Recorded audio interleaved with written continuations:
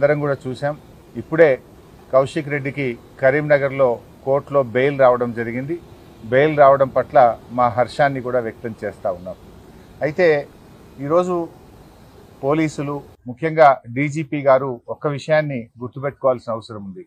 రాజకీయ ప్రేరేపితమైనటువంటి కేసుల్లో మీరు తొందరపడి కేసులు నమోదు చేయడం, బెయిలబుల్ సెక్షన్స్లో కూడా అర్ధరాత్రి పూట అరెస్ట్ చేయడము, రాత్రంతా పోలీస్ స్టేషన్లో కూర్చోబెట్టడము, ఉదయాన్నే కోర్టుకు వెళ్తే బెయిల్ వచ్చింది. ఇది చాలా సర్వసాధారణం అయిపోయింది.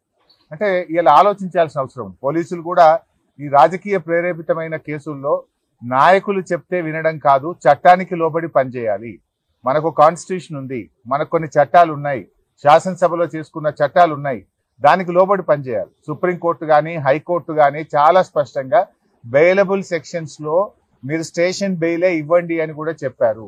మీరు బెయిలబుల్ సెక్షన్స్లో కావాలని అంత పండగ పూట ఆ రాత్రి పూట ఏదో పెద్ద డెకాయిట్ను ఒక టెర్రరిస్ట్ను అరెస్ట్ చేసినట్టు 30-35 మంది పోలీసులు కౌశిక్ రెడ్డి మీద పడి అరెస్ట్ చేయడము, ఆయనను తీసుకువెళ్లి కరీంనగర్ పోలీస్ స్టేషన్లో రాత్రంతా దోమలు కుడతా ఉంటే మీరు పోలీస్ స్టేషన్లో కూర్చోబెట్టారు. ఏం అవసరం ఉంటే రాత్రంతా కూర్చోబెట్టాల్సింది?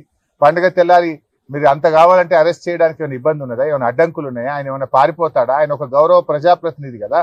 అంటే ఇప్పటికైనా పోలీసులకు నేను డీజీపీని కోరుతా ఉన్నా, మీరు పోలీసులకు ఒక డైరెక్షన్ ఇవ్వండి.